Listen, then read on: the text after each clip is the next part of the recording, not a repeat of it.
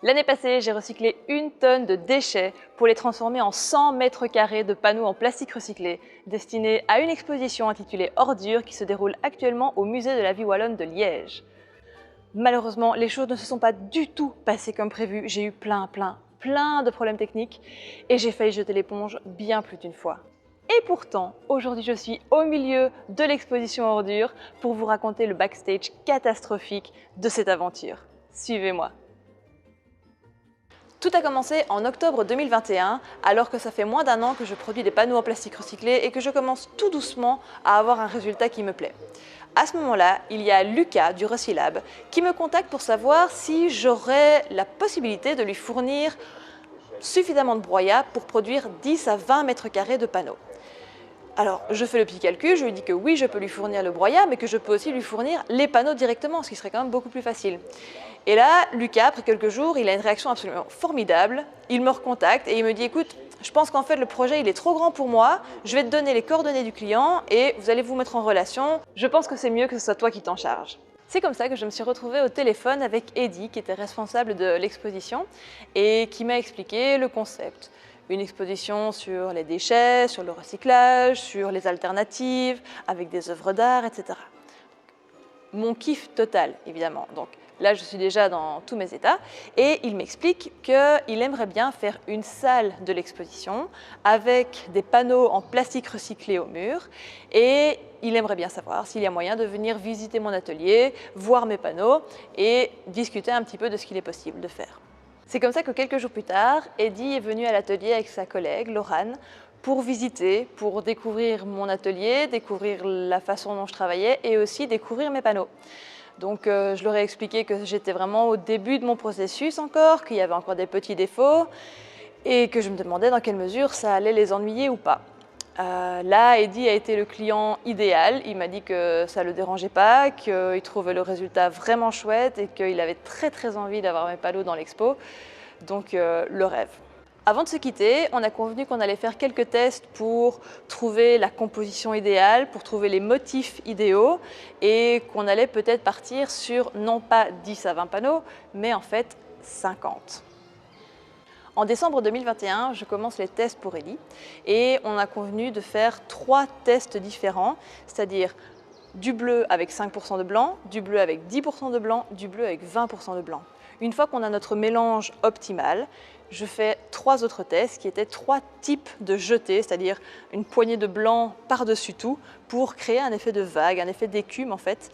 Une fois que la composition est validée et que les motifs sont validés, on peut lancer la production.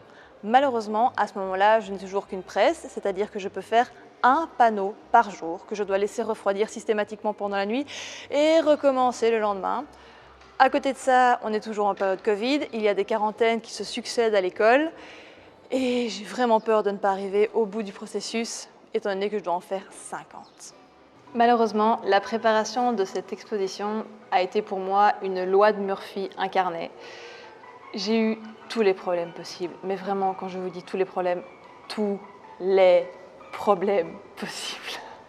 Alors déjà, comme je vous le disais, on était encore en période Covid, post-Covid, mais on était quand même encore dans la période où on faisait beaucoup de confinement, que l'école se retrouvait en quarantaine parce qu'il y avait eu un cas contact, etc. Et donc, je me retrouvais régulièrement à ne pas pouvoir aller travailler parce que ma fille ne pouvait pas aller à l'école. Ajoutez à ça une quarantaine pour la varicelle, un petit congé pour la grippe et on a vite perdu 1 mois. Du côté technique, j'étais pas épargnée non plus. En fait, le bâtiment dans lequel je travaille est un bâtiment qui est assez vieux, assez vétuste et il n'a clairement pas été pensé pour pouvoir assumer une machine aussi puissante que la presse chauffante. Ça a résulté en coupure de courant à répétition où je plongeais le bâtiment entier dans le noir parce que ça tirait trop sur le courant, la puissance disponible n'était pas assez forte et donc il a fallu trouver un stratagème et ça a mis beaucoup de temps. À un moment, j'ai même envisagé de louer un groupe électrogène le temps de faire la production, ce qui aurait complètement ruiné mon bénéfice, on est bien d'accord, mais je ne me voyais pas dire écoutez, finalement, j'ai pas assez d'électricité, donc je ne le ferai pas. En fait, l'intégralité du toit est recouverte de panneaux solaires et on s'est rendu compte qu'en branchant la machine directement sur les panneaux solaires et que donc toute la puissance solaire était consacrée à l'alimentation de la machine, ça ne sautait presque plus et ça a résolu le problème. Un autre problème technique que j'ai rencontré, c'est que pour produire 50 panneaux, il faut environ 500 kg de plastique. Ça représente 500 kg de bouchons. C'est beaucoup à broyer. Et j'ai eu un autre problème au broyage. À force de broyer, en fait, avec la chaleur sèche, la friction du plastique sur le métal, en fait, ça générait énormément d'électricité statique. Et je me retrouvais non seulement avec du plastique qui volait vraiment, j'attirais le plastique et le plastique venait se coller à moi. Mais le problème le plus désagréable, c'est que tout mon cadre de broyeur est en métal et donc très régulièrement, je touchais mon broyeur et je me chopais des décharges dans les doigts qui faisaient vraiment mal. Et je vous interdis de vous moquer, ça faisait vraiment très mal. D'ailleurs, j'ai rencontré le même problème avec la création des panneaux. Le fait d'avoir la presse chauffante qui chauffe avec la manipulation des plaques en métal et des panneaux en plastique à l'intérieur, ça génère une électricité statique que je ne comprends pas vraiment. J'ai demandé à des gens qui s'y connaissent mieux en physique que moi et ils ne comprennent pas non plus vraiment. Mais le fait est que quand j'ouvre mon moule et que je découvre mon panneau, je me prends des décharges électriques. Je me suis retrouvée à hurler et à pleurer tellement j'avais vraiment des coups de jus qui m'arrivaient dans les doigts. Parfois, je sentais cette électricité qui passait dans mon doigt et qui atteignait l'entièreté de mon corps. C'était vraiment très douloureux. Alors un autre problème que j'ai eu, c'est que pour améliorer le workflow, j'ai demandé à mon compagnon qui est ferronnier de me construire une presse froide. En fait, à quoi ça sert la presse froide? Ça sert à passer le panneau en constitution, enfin le panneau que je suis en train de cuire, si on veut. Je le passe de la presse chaude à la presse froide pour qu'il puisse refroidir bien serré et ainsi refroidir bien plat. Et pendant qu'il refroidit, en cuire une autre et faire une rotation comme ça. Donc ça, c'était l'idée pour une meilleure productivité. Et il n'y a rien à faire, c'est une machine à construire, donc il a été très gentil, il m'a fait cette machine. Et quand elle a été finie, je n'ai pas pu l'utiliser parce qu'en fait, à ce moment-là, je travaillais au premier étage de notre atelier et que malheureusement, la machine, le merlot qui permettait de enfourcher la machine et l'amener au premier étage était en panne. Et donc, pendant plusieurs semaines, j'ai juste pu regarder cette presse froide, attendre au rez-de-chaussée et ne pas l'utiliser. Mais bon, j'ai pas perdu mon temps pendant ce temps-là. Et en fait, pour pouvoir améliorer encore mon workflow et vraiment tirer profit au maximum de cette presse chaude et de cette presse froide, j'ai fait téflonner un moule. Et donc ça veut dire que j'ai fait faire un revêtement téflon dans le moule, histoire de n'avoir aucun problème d'adhérence et pour pouvoir travailler vraiment vite. Les premiers tests ont été ultra concluants, c'était magnifique, ça ne collait pas, c'était une poêle Tefal, quoi. C'était vraiment le pied absolu. Donc, on a réalisé 2 autres moules qu'on a envoyés au téflonnage. Ça a coûté pas mal d'argent, mais vraiment, ça valait la peine. Et quand on a enfin pu monter la presse froide à l'étage, j'avais ma presse chaude, ma presse froide, mes moules téflonnés. Le boulot pouvait enfin commencer. Je commence donc à produire à grande vitesse. Je fais 6 à 7 panneaux par jour. J'arrive très vite à 25, soit la moitié de mon objectif. Et là,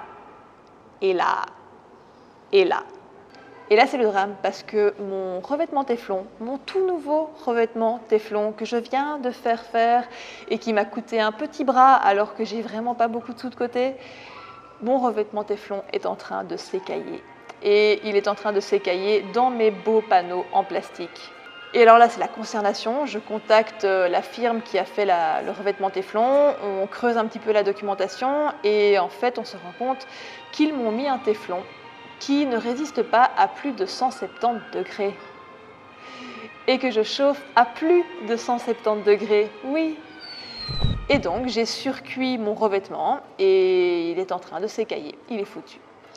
Et alors là, je vous jure que c'est un coup dur gigantesque. Après tous les obstacles et tous les délais que j'ai déjà vécus, voir ce revêtement téflon s'écailler, ça m'a vraiment beaucoup miné le moral. D'autant qu'on était au mois de mars, on était fin mars, et je devais remettre les panneaux pour début avril, voire mi-avril, et que très clairement, je ne savais plus comment faire. À ce moment-là, je contacte Eddy, je lui expose toute la situation, je lui dis que j'ai trouvé une solution de secours, à savoir commander du téflon adhésif en grand rouleau pour recouvrir mes tôles, mais qu'en fait, ça ne se trouve pas au Brico du coin, qu'il va falloir que je le commande en Chine, qu'il risque d'avoir une différence de texture, ce ne sera pas exactement le même rendu, et que malheureusement, actuellement, je ne sais rien faire d'autre. À ce moment-là, la réponse de Eddy est super rassurante. En fait, l'ouverture de l'exposition est reportée d'1 mois, et donc j'ai jusqu'à fin mai grand maximum pour produire les panneaux. Par contre, il me demande d'éviter 2 textures différentes, donc à ce moment-là, je croise les doigts pour que le téflon adhésif rende la même chose. Et là, Murphy! Mon colis de téflon adhésif se retrouve bloqué à la douane et j'attends 1-2 semaines avant de enfin pouvoir le récupérer. Je deviens dingue. À ce moment-là, je fais les tests, le résultat est super bon, mais il y a une différence de texture. J'en parle à Eddy, je lui montre des photos, je lui montre des vidéos, il me dit « Ok, c'est bon, la différence elle est tellement subtile que ça ne se verra pas, donc vas-y, continue la production. » À ce moment-là, il me reste moins de 2 semaines pour terminer. Et c'est comme ça que début mai, j'ai fini les 50 panneaux. Je suis soulagée, je suis heureuse. Je préviens Eddy, on peut organiser le retrait des panneaux à l'atelier. Et là, Covid! Et oui, à coup de Covid et de côte froissée, il a fallu 3 semaines pour venir retirer les panneaux. Mais ça y est, les panneaux sont enfin partis. Je suis soulagée d'un poids, je suis fière de moi. Ça a été une difficulté monumentale. Je ne pensais pas que j'allais avoir autant de problèmes, mais je suis vraiment super contente d'avoir vaincu. Et franchement, je ne veux pas la ramener, mais en toute objectivité, le résultat est canon. À ce moment-là débute l'attente. L'exposition qui devait ouvrir fin juin est reportée en septembre et puis est reportée à je ne sais pas quand. Et puis un jour, je reçois un appel en absence de Eddy et là je panique. J'imagine un problème avec les panneaux, je me dis en fait il y a ça comme problème ou ça, et puis en fait ils ont essayé ça et ça n'a pas fonctionné, et donc je commence à paniquer. Je le rappelle, la boule au ventre, et il me dit bon Marie, le résultat il est canon, la salle elle donne trop bien, j'ai vraiment envie de faire une 2e salle avec d'autres panneaux, est-ce que tu pourrais en faire? Alors là dans ma tête ça fait un peu alors évidemment, il me demande si c'est possible, parce que concrètement, il les veut pour dans moins d'1 mois. Et là, j'ai besoin d'un petit temps de réflexion. Je lui dis, bah, écoute, je vais aller voir. Je vais voir si les bouchons sont disponibles. Je vais voir si c'est possible d'un point de vue agenda. Je te rappelle. Je me rends chez Second Souffle pour vérifier le stock disponible. Et là, malheur, il n'y a plus de polyéthylène bleu. On a tout liquidé lors de la première vague. Et impossible de trouver 500 kg de bleu comme ça en si peu de temps. Il faut trouver une solution de secours et je me rappelle que dans mon stock, j'ai un énorme big bag de bleu, mais pas du polyéthylène, du polypropylène. Je le propose à Eddy, on convient qu'on va changer de matériau, fini les panneaux en polyéthylène, on va faire des panneaux en polypropylène. Je réalise un mélange, du bleu, du vert, du blanc, on change de ton, on change de style. Le résultat esthétiquement est super chouette, mais Murphy frappe encore. J'ai 2 problèmes qui se posent. 1, ma machine ne réagit plus de la même façon, elle ne remonte pas droit, ce qui fait que mes panneaux ne sont pas droits et que la pression est complètement inégale. Je ne comprends pas ce qui se passe. Second problème peut être lié, les coins ne fondent pas. Le centre du panneau fond, mais par contre les coins ne fondent pas. C'est peut-être lié au fait qu'on est en plein hiver, il fait de plus en plus froid et j'ai beaucoup de mal à mettre ma machine à température pour faire fondre les panneaux correctement. Il faut dire que la machine est en plein courant d'air, j'essaye de la calfeutrer de 1000 façons différentes, avec des morceaux de mousse, avec des films aluminium, mais rien ne marche. À ce moment-là, je contacte Eddy, je lui raconte tous les problèmes que j'ai. Et encore une fois, il devient le client idéal, ultra rassurant, ultra compréhensif.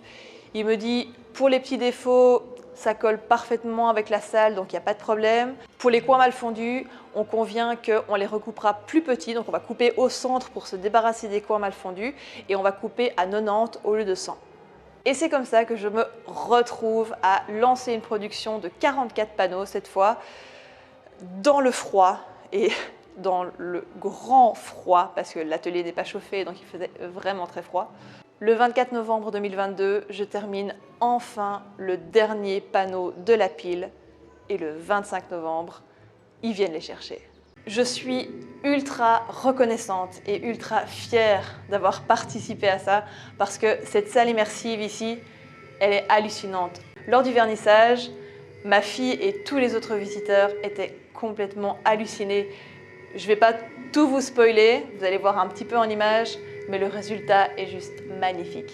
Vous l'aurez compris, la création de ces panneaux a été une véritable épopée contre les éléments pour moi.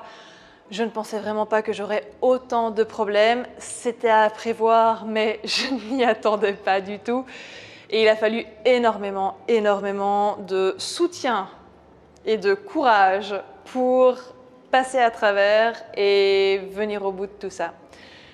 J'attendais donc avec une grande impatience le jour du vernissage pour enfin voir le résultat et pouvoir boucler cette boucle qui avait commencé un an auparavant.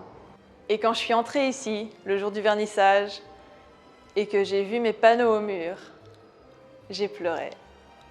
J'ai pleuré parce que le résultat est absolument magnifique, que c'était une mise en vie de mon travail qui était partie empilée sur des palettes et qui là tout d'un coup se transformait en quelque chose de vivant, en quelque chose de magnifique et ça m'a vraiment beaucoup émue de voir qu'en fait tous les efforts que j'avais fournis et l'obstination et les problèmes rencontrés et les solutions trouvées, tout ça avait mené à quelque chose de vraiment beau et dont j'étais vraiment fière. Pourtant, j'ai pas du tout fait la pose, j'ai pas du tout fait la scénographie, je n'ai aucun mérite à ce sujet-là, mais c'était mes panneaux au mur, ce sont mes panneaux au mur et j'en suis vraiment super fière.